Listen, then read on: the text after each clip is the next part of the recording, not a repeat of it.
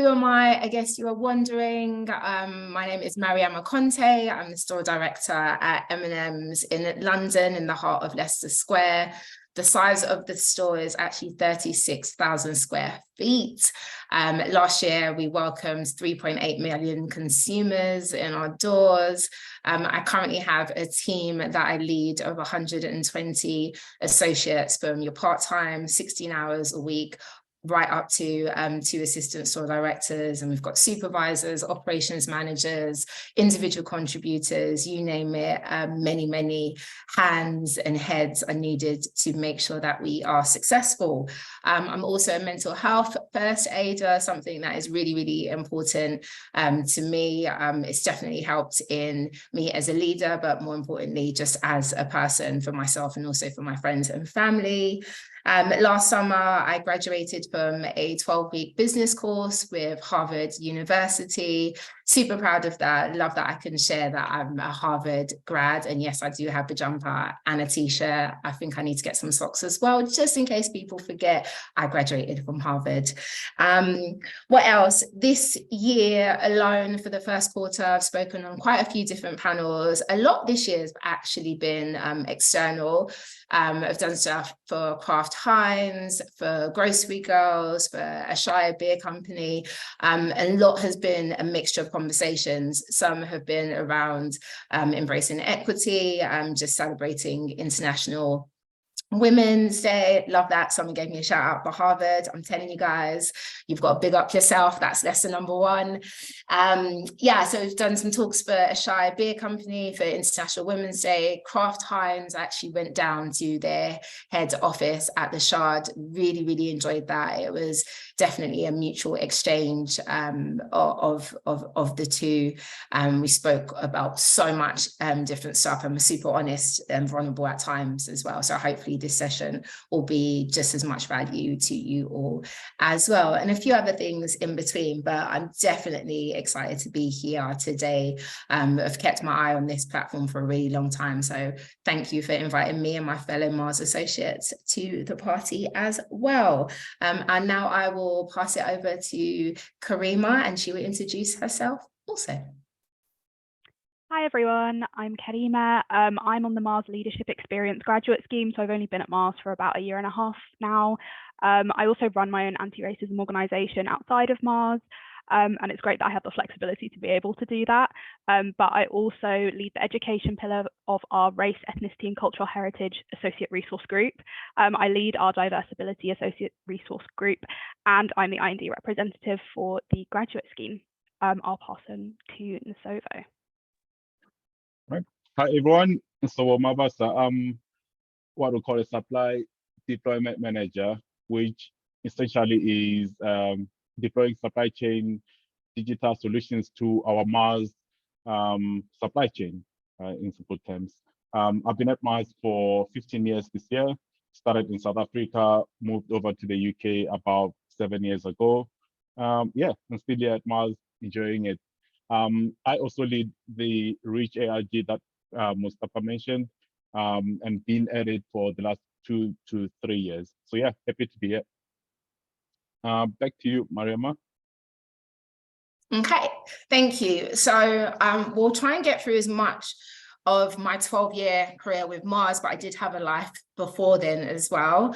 There I've kind of put together some thoughts, so I guess I'll read that out to you, and then after we'll go into some questions from both Karima and Nsovo, and hopefully you guys will have some questions that come into mind as well. So feel free to pop them in the chat if anything pops up as we go along, and hopefully we'll have a chance to answer them. They say it takes 10 years to become an overnight success. Well, I did it in 9 years. June 2011, I joined M&M's London as a part-time sales associate on our world-famous chocolate wall. 24 hours per week, I clocked in, sold some chocolate, made people smile, and would clock right back out. Outside of that, I was doing a full-time job, that being Destiny's mum. That's the kid, and at the time, she was 2 years old. I never intended to stay this long, let alone for 12 years. Back then, my only goal was to build my confidence back up post-maternity leave and then find a proper job, because who really wants to work in retail for 12 years? Yeah, as the months went by and under the umbrella of Mars, my eyes opened up to the multitude of opportunities and skills that I could obtain. I remember an inner voice telling me, that's enough now, we need more. That voice was yearning to come out of the comfort zone, learn, be challenged, and grow. Lesson 1, listen to your inner voice. Often as humans, we thrive off routine, comfort, the satisfaction of being told that we are doing a great job. Yet the only constant in life is change. If change is inevitable, then shouldn't we all work towards embracing it? After much persuasion, I applied for a supervisor role and I got it. Lesson 2, your closest people will doubt you, including ones you will later manage. Who will look after the baby? How will you manage working until 12:30 a.m.? It wouldn't be fair on the rest of your peers if you don't work the late shifts. Again, who will look after the baby? These questions were valid and ones that I had wondered for myself, yet so glad I never let them hold me back. After all, it's hard for anyone to believe something is possible, big or small, if they have never seen it done before and done well. As the story goes, I found a way. Was it hard? Yes. And was it worth it? Absolutely. Lesson 3, not all line managers are made equally.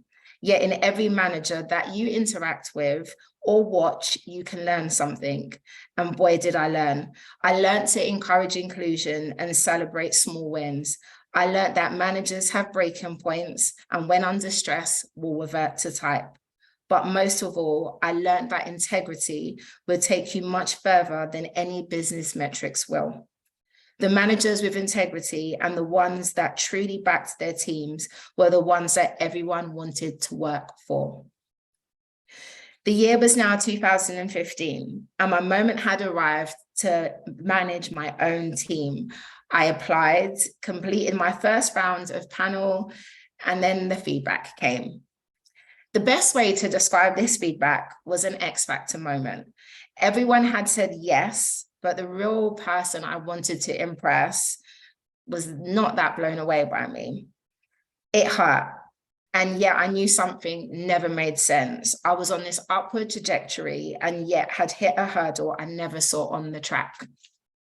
Lesson 4, a mentor will give you the focus you never even knew was missing. Mine was in the form of a simple post-it note that said, just be MC. Why those words, you wonder? Because when everyone is banking on you to achieve something they know will benefit themselves in a way, noise is created. I got lost in the opinions of how everyone wanted the next manager to be, when in truth, the only person I can ever be is myself. I smashed my interview. I got the role and inherited 55 direct reports. Yeah, the first time I was a line manager, 55 direct reports. Lesson 5, negotiate your salary. One more time for the people in the back, negotiate your salary. You see, when you're promoted internally, you're so excited that you've moved up another ladder or another step on the ladder. You're not even paying attention that you have done the hiring team a huge favor.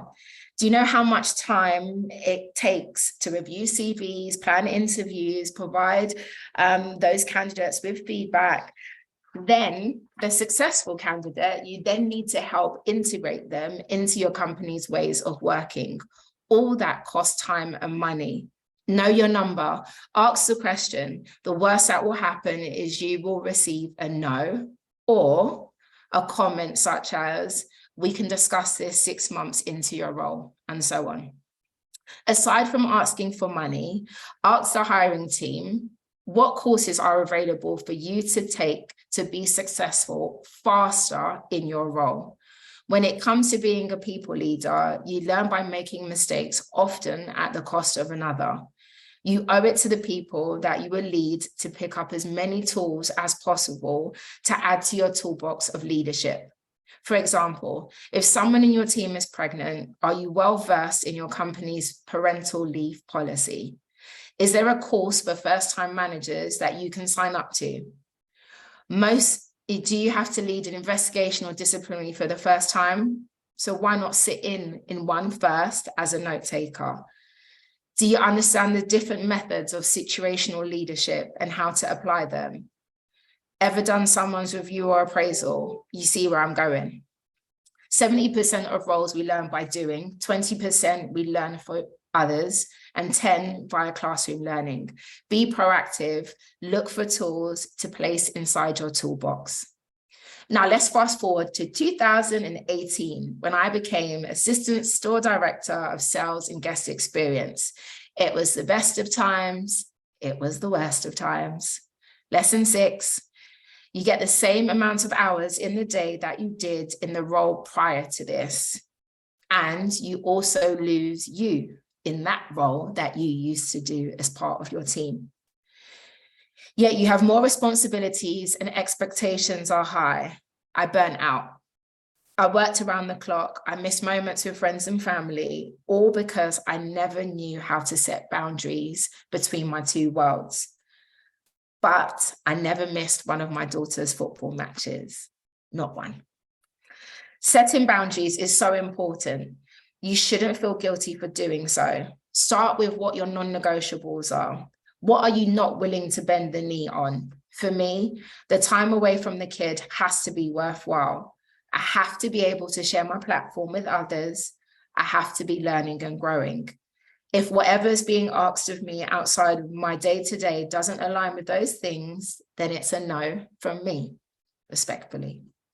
And so we enter the year of 2020. More interviews, more presentations, and honestly, one of the best moments I have about my 6 a.m. interview in Orlando was that my natural hair was in full show. Just be MC.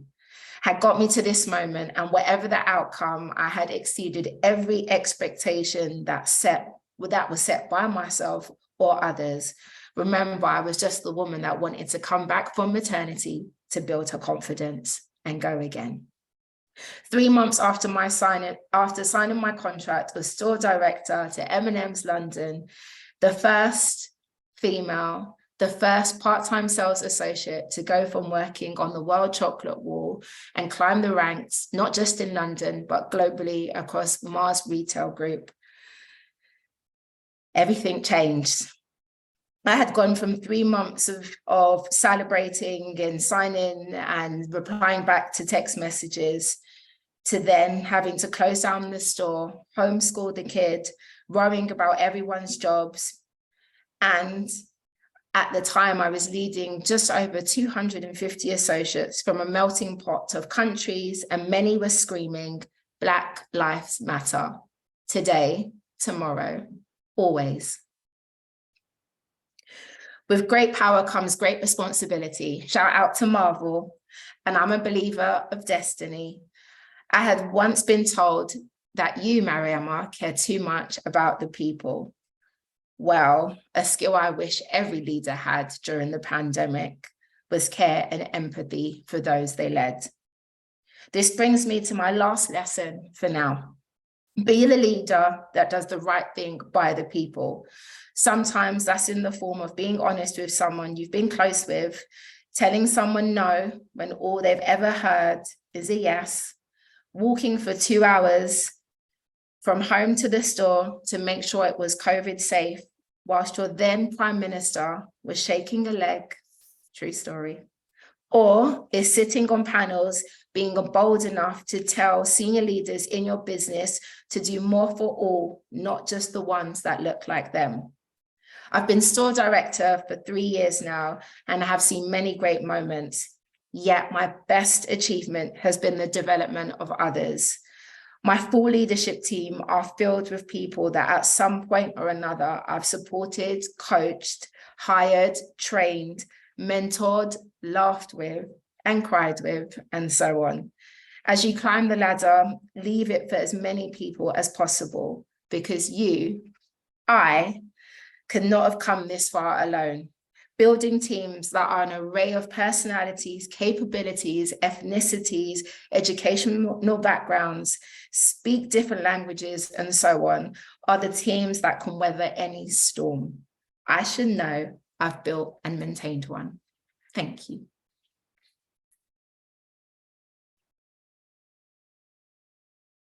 I feel like I was tearing up a little bit there. Oh my God, I've heard this story before, but I'm still like, confession, right? It's funny because I had a Better Up coach as part of Harvard last year, and I remember, I used her as to say I was in a therapy session with her, to be fair, and she said to me, "Oh, MC, what is it? What do you want to do next?" I'm like, "I don't know. I know what my purpose is." And, my purpose tagline is to grow myself and others. As long as I'm doing that, I'm good. But I also know I want more now, right? Like, I love the store, love my team, and what's next? And I said to her, I did a talk close to the time when we were speaking. And I said, even when every time I say I was a part-time associate, now I'm the store director, I was like, I'm bored of saying it. And she said, it's not that you're bored, you're just ready for your next chapter. Mm-hmm. But yet, when I was writing this, I fell in love with everything all over again. And it's because this is the next chapter. The next chapter is sharing it wider from just the people that come into the team, the store. It's with you both, it's with wider Mars, it's externally. And that's what's kind of giving me energy as well. So yeah, it was really it was nice, like writing it down and trying to edit stuff. So yeah. I think like the biggest part of it for me is like, you spoke about yourself, but you spoke a lot about other people. So if anybody hasn't heard this, I feel like it's famous now, but Mariam always says, once you've climbed the ladder, leave the ladder down for the next person to climb. And I can say like she hands down has done that for me. Like in the very short time I've been at Mars, she has always given me opportunity, given me amazing advice. And like the authenticity of her leadership has been amazing. I'm going to stop blowing smoke at you. I'm going to be quiet. But basically, I guess, like one of the big things that stood out for me for Mariama was the authenticity of her leadership, how she showed up as herself, unapologetically MC, but also emphasize that she's one person, it's okay to make mistakes. And I guess like my question for you is like, how do you get the confidence to show up as yourself, like you said, with your natural hair, like proud of yourself, your story, everything about you? How do you get the confidence to be able to do that? First of all, thank you, Kumi. It's never missed on me. When you say those things, somebody that you give me a lot of inspiration and a lot of energy as well. And I guess it's that though, right? I have to. I think, we have this fancy title of store director, and it's great for my mum to brag, and, even my daughter, yeah, my mum's a store director. Everyone loves saying it. And, the salary's nice and I'm a homeowner. And so what? If I'm to go tomorrow, what is my legacy? And I know I'm jumping into some of the conversation later on, but that's what gives me the confidence. Like, I want it to be so much more than just a title. I want to make sure that I'm waking up and I am being myself, right? And, so as the saying goes, you can be anyone else in the world, but, if you could be, why be anyone else in the world when you can be you? Mm-hmm. That's the person I'm the expert at being myself. And I'm really rubbish at code switching. I think, it was funny. One time I spoke to Nsova and he said to me, I can't believe you're a senior leader. You said in it last time we spoke. And instantly a little bit of me said, oh my God, why did you do that? And then I thought, it is what it is, Of course, I know how to articulate myself a little bit more in certain conversations. And I'm in that room because I was me this whole time. So that's ultimately what gives me the confidence. And, I've shared with you before about imposter syndrome. And do I get it? Of course I do. But I think it's a good thing. I think that is a time, it's a way for God, the universe, whomever you believe in, telling you, step out of your comfort zone. Because if you don't feel like an imposter at any point in the year, then you're not challenging yourself enough. So yeah, those are the things that kind of give me the confidence. I've got insecurities just like the next person as well. You know, we live in a society that says at a certain age, you need to have achieved this, or, oh, she's a career woman, but she got no diamonds on her fingers, you know, oh, what's wrong with her? Nothing. It's just a lot of men can't handle all of this. Just saying. But yeah, no, seriously, it's, you know, again, this is my own destiny. This is the path that I've chosen to walk upon, you know. So yeah, I don't know, just believe in your source, I guess. But Yeah, I mean, you speak a lot about leaving the ladder for others. Has anyone left the ladder for you? And then that sparked this anger. Yeah, you know, hashtag leave the ladder, you know, that phrase came in 60 seconds of me being asked a question of, you know, if I could tell senior leaders, what is it that I'd want for them if we're looking through the lens of equity, inclusion, and diversity, what is it that I'd want them to do? And that's what it was. Once you've climbed that ladder, make sure you leave it for somebody else. You know, often we say, oh, it was hard for me, so it should be hard for the next person. I'm completely against that. Many people have left the ladder for me, right? If we keep it in-house, then I would instantly shout out you, Nsoba, just for the rest of you on this call. What he actually did for me, when is it 2021, Denise Lewis? Yeah, so I got to interview Denise Lewis for Black History Month.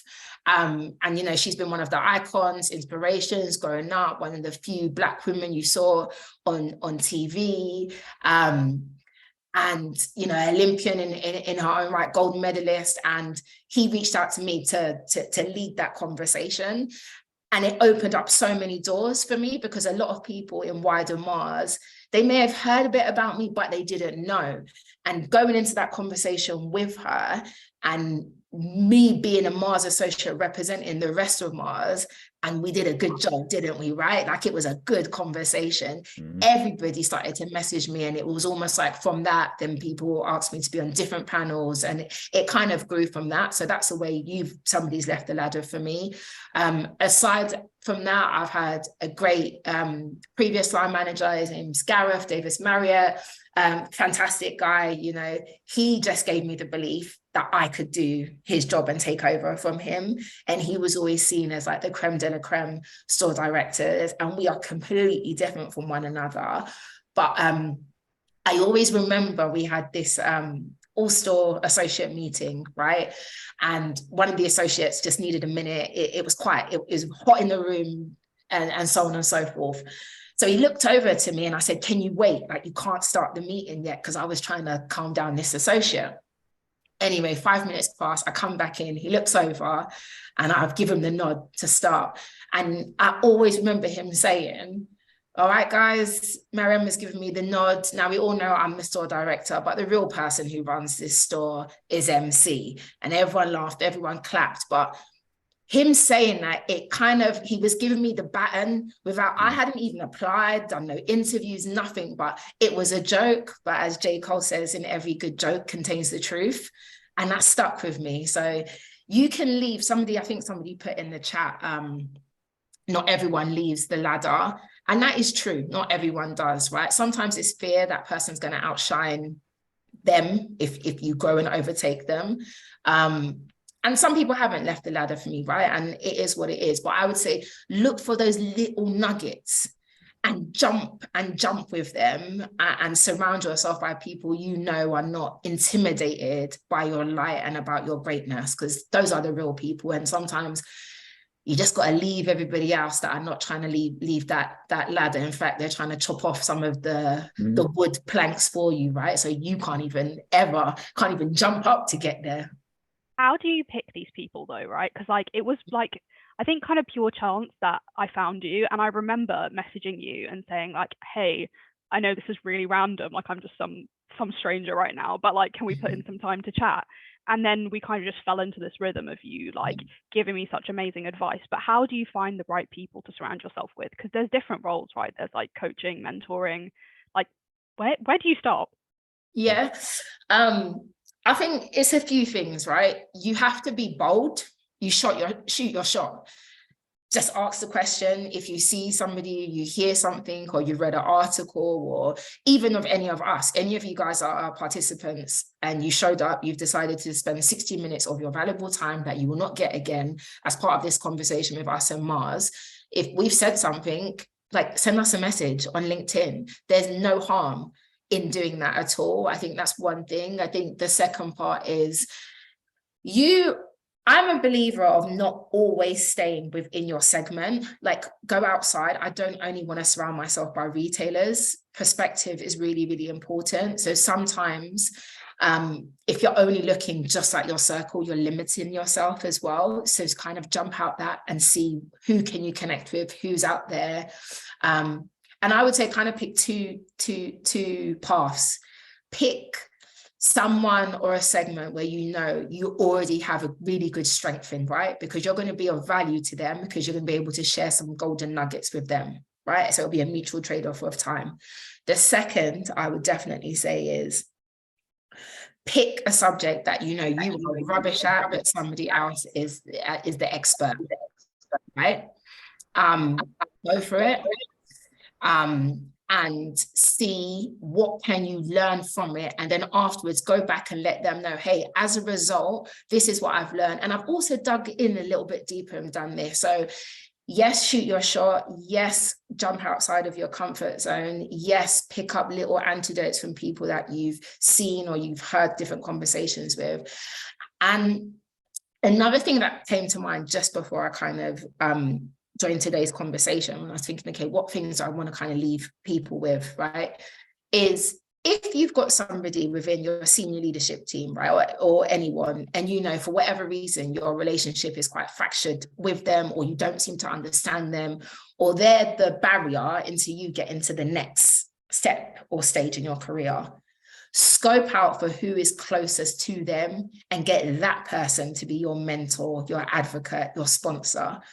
Because one thing about people that are co-signing another, we love to talk about, hey, I've got this person and we've had this great conversation, and you want your name to start coming up in that light. And then hopefully it should make it a little bit easier for you then to break down that wall with that person that you're struggling to kind of build that rapport in. Plus you get a bit of inside detail into that person, right? Are they a morning person? Are they not? Do they like to have a coffee at 2 o'clock in the afternoon? So you know 2 o'clock at that time, they'll be by themselves, they'll be relaxed. Hey, I'm going to go and have a conversation with them about my next best move, or whatever that might look like.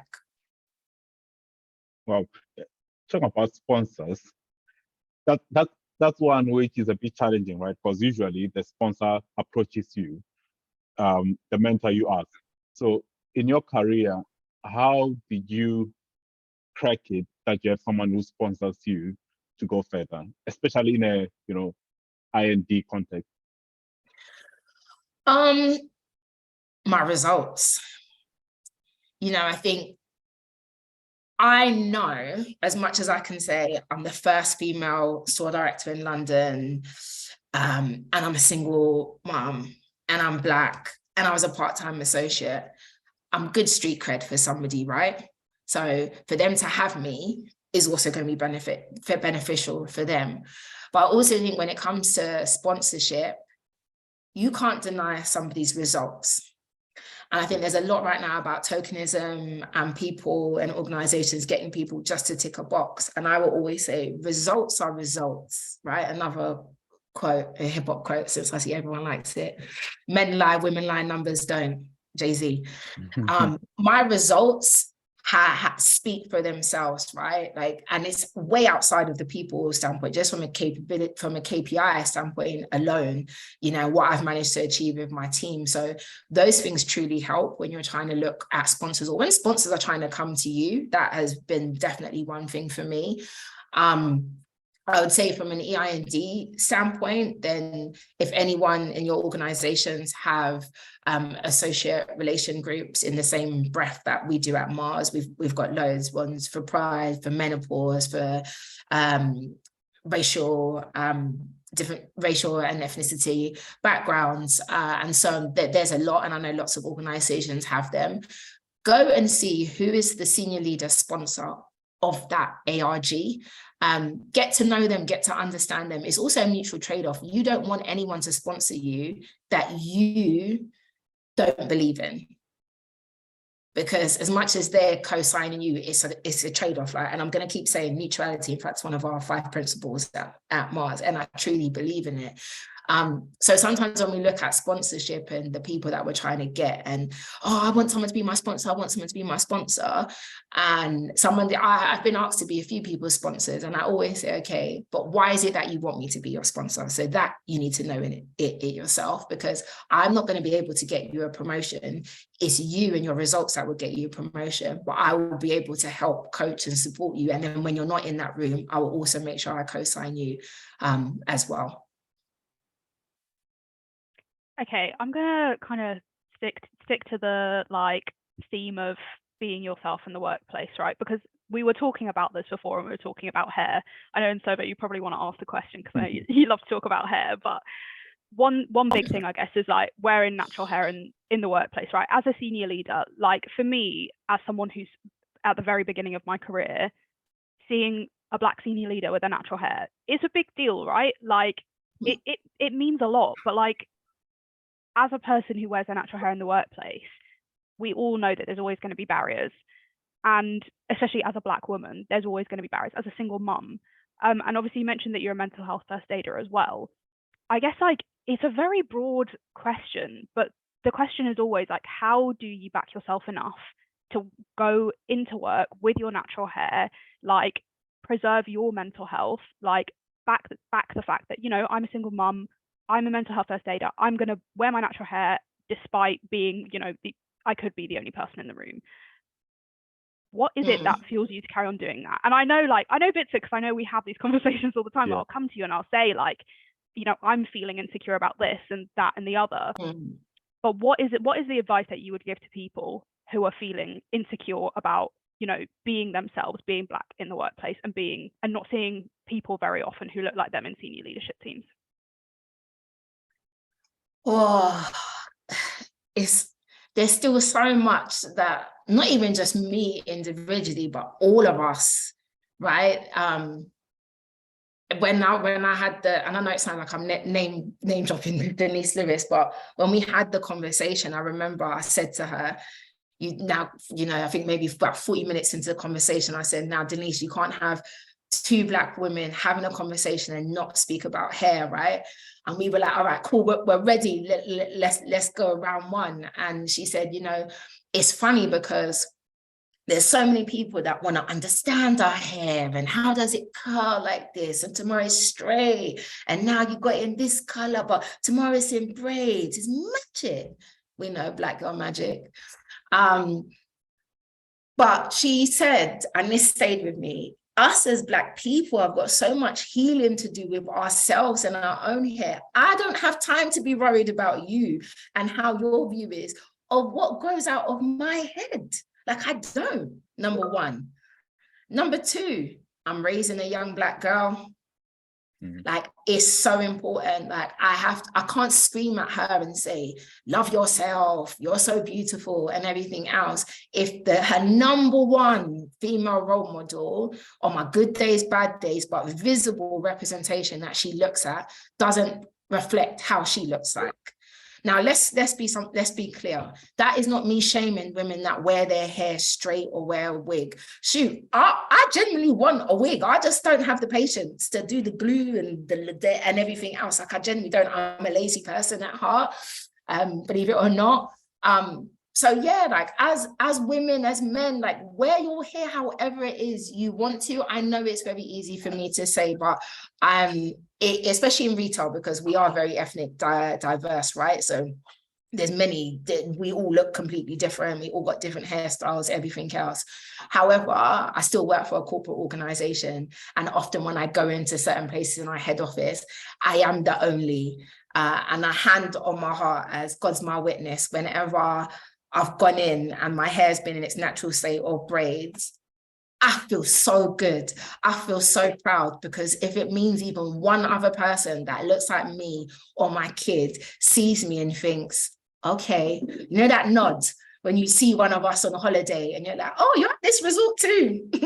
New money, I like you. That nod, we don't even have to say anything. That's enough for me to know I'm going to keep wearing whatever hairstyle I want to. So yeah, wear whatever you want in your hair. And I think it's, and I'll shut up and we'll go to the next question. I saw with the guy that applied for the role for another retail organization, and he got rejected because of his hair.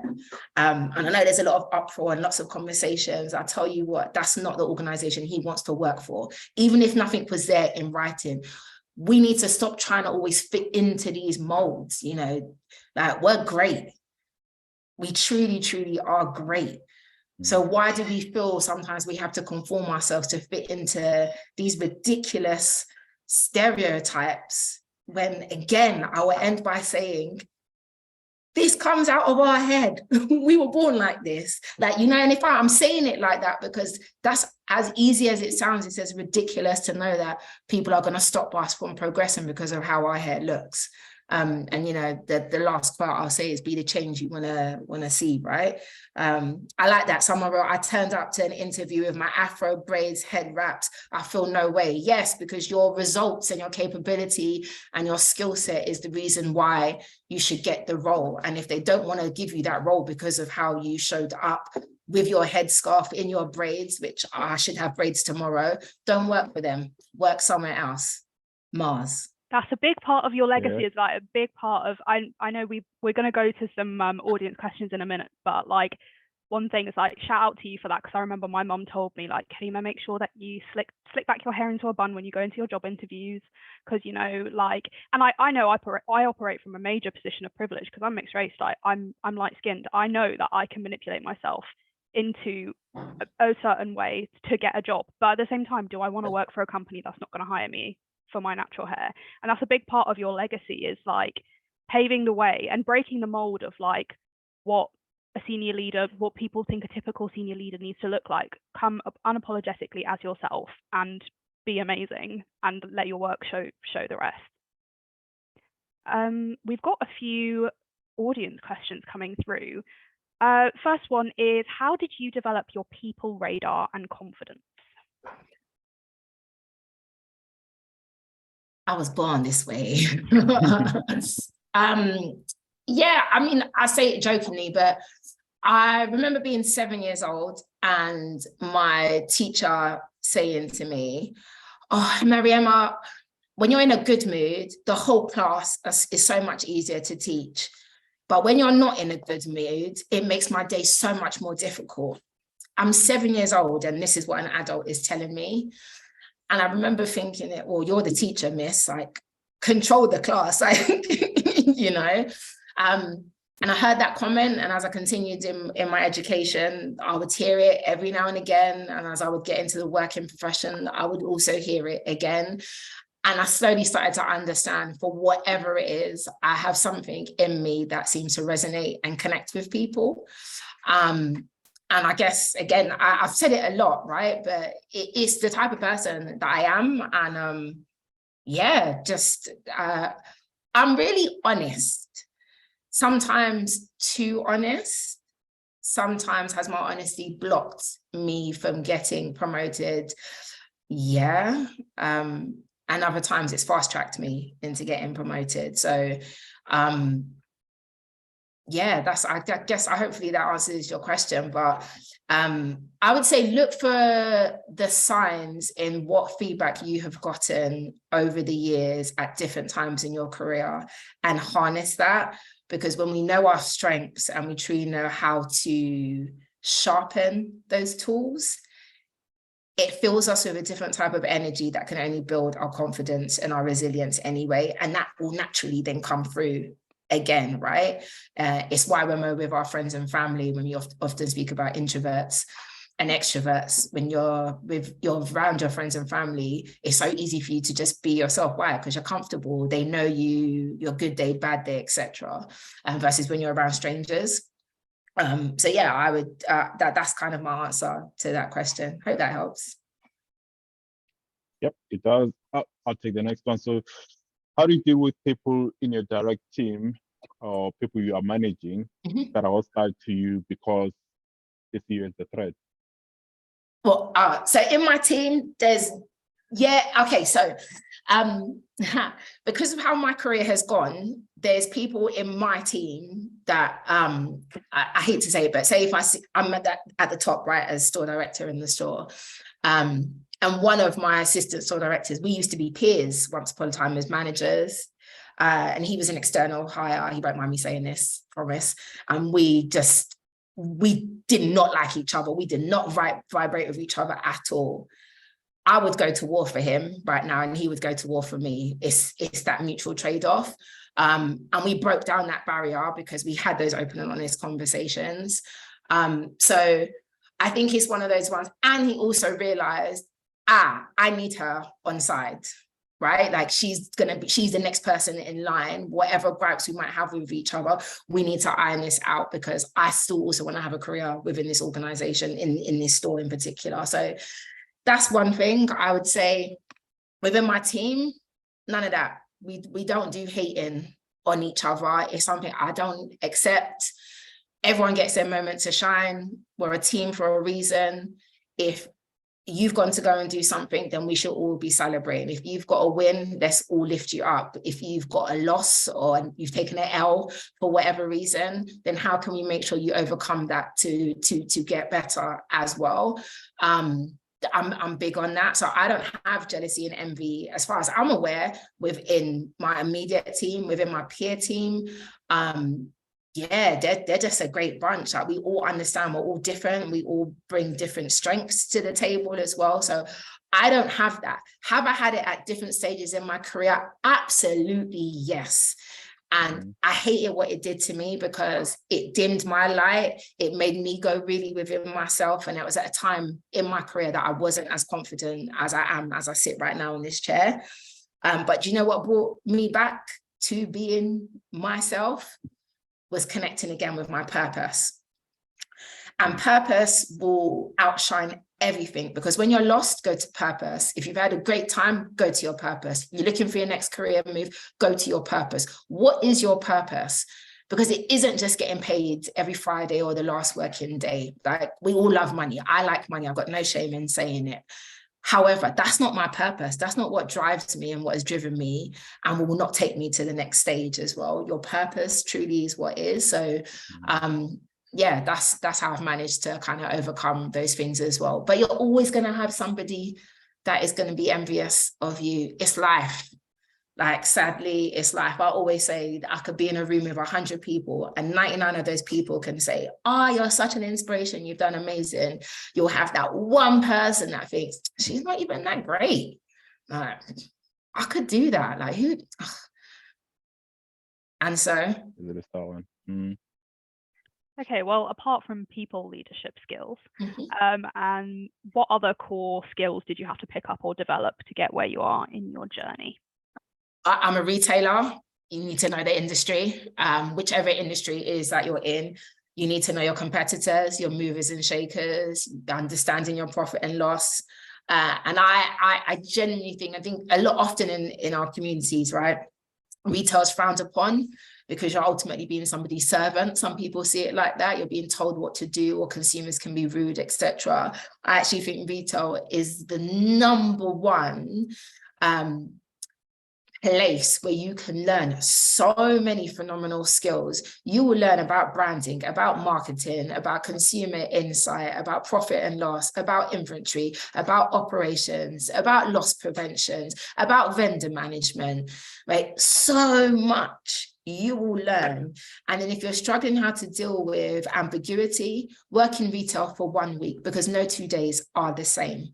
Right. So it's so important, whichever segment, whichever career path you're trying to get into, know it and know it well. What's the next big thing that's going to come within retail, right? Right now, consumers, everything is so instant to us, right? So we can do internet shopping, it can be delivered, etc. So if you're going to make me come out of my home, it has to be something worthwhile, right? We need to come for that experience. What does that experience look like? What's the next big thing in experience, right? What are other countries doing? How are the politics going to affect your supply chain, and so on and so forth? So you need to know your industry. So I always laugh when I say to people, I know it seems like, oh, she's always on a panel talking about like her journey or leadership or about inclusion and diversity. And I also run a very successful store, right? And in last year in our portfolio, London store done phenomenally well. So I think that's really, really important to say, because you can't have style without the substance, and you also need to have substance, and your style needs to complement that as well. Yeah, you spoke a bit about light with your team, that you need to share enough light. Now, COVID happened, companies have changed how we operate, so there's hybrid working. How do you as a leader balance of giving enough light to everyone when not everyone is coming to the office? Yeah, so I have some of my teams still actually work quite, I'd say 80% remote, some of my individual contributors. And I generally don't mind it at all. And that might be strange because I'm a retailer and, you know, I can't fully do my role at home, especially if you're frontline associates. For me, I was speaking about a little bit earlier, it's a two-way trade-off. It's both the line manager's responsibility and the associate that is at home. So a few tips I would say: your line manager doesn't know what they don't know. If you know there's something that you want to learn more about, or course you want to get involved with, don't just wait until a line manager offers you that opportunity. Speak up. Like, there's power in your voice, there's power in asking. I just listed so many things that I take into consideration as a retail director. And I also have a team that I need to line manage as well. Sometimes I'm going to forget stuff. I'm going to drop the ball. I'm human, right? All of our line managers, love them or loathe them, they are human as well. So it's really important that you say what it is that you want. The second part, I would say, from a leadership standpoint, from a line manager standpoint, how can you proactively include those people as well? So if there's a big change that's happening, invite them into those team group chats. Even if that person then puts that group chat on mute, it's a good way for them to stay connected, or for you, when you send out a email blast that they may miss, instantly, at least they have that opportunity to go back and like read it in the group chat and see what's happening as well. A third thing I would say, and this is for any organization, in Mars, we've got a really good homepage internally where a lot of stuff is posted. We're a global organization, so there's so much information that comes out. Keep your finger on the pulse. You know, or there's always going to be that one person in your team that always knows what is happening without even being told. Like, I've got someone in my team, I call him news reporter, but I love it because you need those type of people. So I would say find out who is the news reporter within your team, and every now and again, just drop them a team. Just say, hey, have I missed anything? Like, what's been going on in the store? I guarantee you, within 5 minutes, you will know a week, if not 2 weeks worth of what has been happening. And every now and again, it's something that's really important for you in your world as well. So stay connected, but it's a two-way thing, and don't only rely on your leaders to come and tell you what is going on. I guess that playing on to the people aspect, but moving outside of the corporate environment. Someone's asked, what role did your family and friends play in your journey, and how did they support you along the way? Yeah, good question. Yeah, I'm smiling because like my girls, yeah, they like, if we're out, like, she's a director, you know, you got to speak to her correctly. But, you know, prior to working at Mars, I worked for Monty & Accessorize. Prior to that, Marks and Spencer's. And then my first job was at Pizza Hut, answering the telephones, like for £4.50 an hour. I'm showing my age. I'm 37. I like saying my age. I think it's a blessing for us to see many, many years. So yes, I'm 37 years young. They played a massive part. I mean, I said it briefly in my keynote. There was people that doubted of what I was doing because the store at the time closed at 12:30 a.m. So the closing shift would be 3:30 p.m. to 12:30 a.m.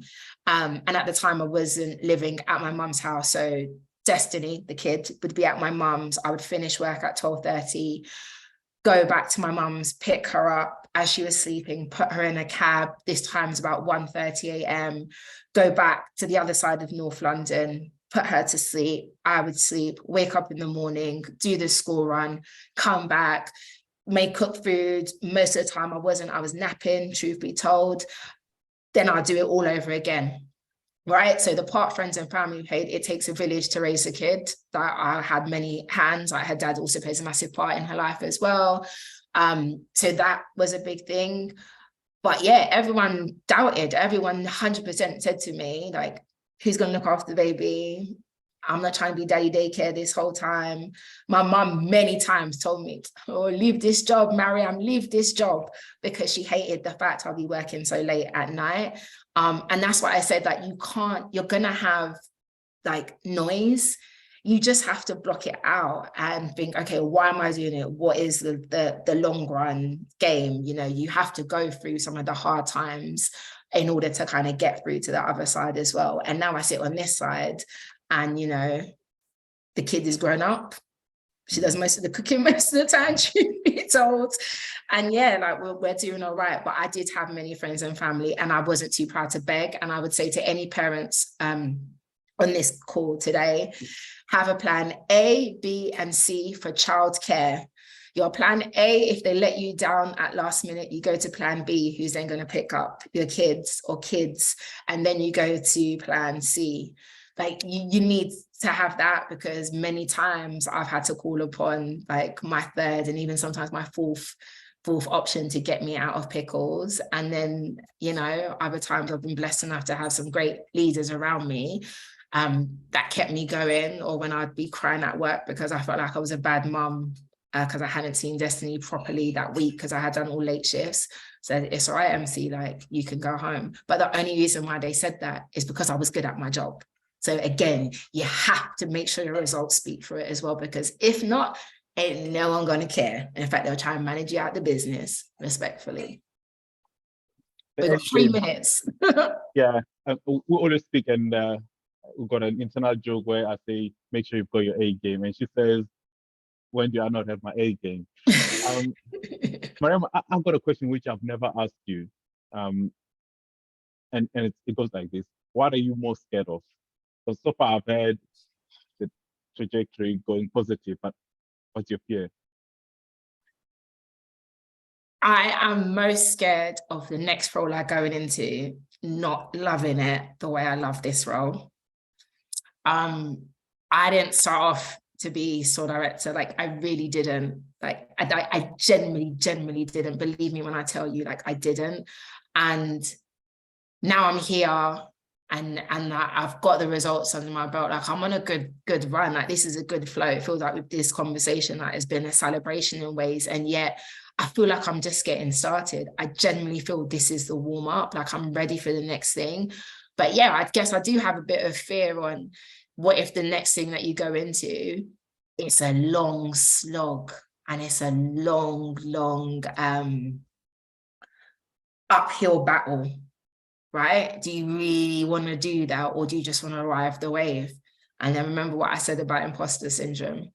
That's me doubting myself, right? So I'm human. Do I have fears? Yes, but that fear in a weird way is kind of driving me to go, yeah, you need to start getting a bit more active to see what it is you're going to do next, you know, and hopefully that's something within Mars. And if it's not, then we had a fantastic run here, because I truly believe Mars is an amazing organization.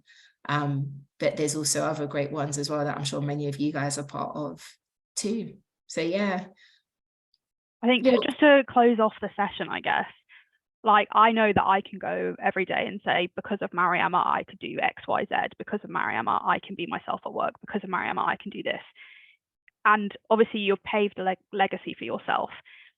Apart from #leave the ladder, what is the one thing that you would leave with people that you want to define your legacy? Don't know, this might sound weird, but policies that I've managed to change under my leadership, I'm really proud. So Mars has equal parental leave, and they had it for quite a few years, but the retail side, we were excluded from that. And I worked really hard with a lady called Daisy Robinson. Shout out to Daisy. And we got it changed, and retail now part of that. that's a big part, right? Because there's going to be so many parents, not just mums, that are going to benefit that long way after I go. And that's what makes me super proud. So anything that I've managed to change that I know will still stand the test of time with or without me being the store director, that makes me feel incredibly proud. And then my team, you know, technically, you know, my two assistant store directors, they're both men.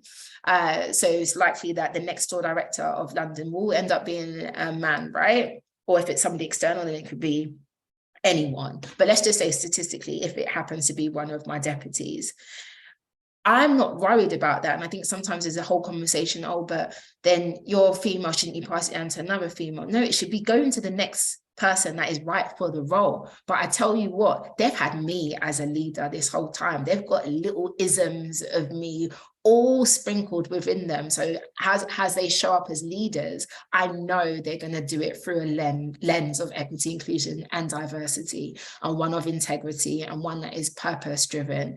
And if at any time they drop the ball, I've got supervisors, I've got managers, I've got individual contributors, I've got frontline part-time associates that have been immersed in that environment, and hopefully they'll be bold enough to speak up and shake the table, just as I did through the years. Well, yeah, we good? All right, thank you everyone. Thanks for joining us. We did like 61 minutes. I'm so sorry we went over. We're chatty patties that was. I could have gone on a lot longer, but I was like, let me just. Thanks for joining. We should always have music, right? We should always have music. All the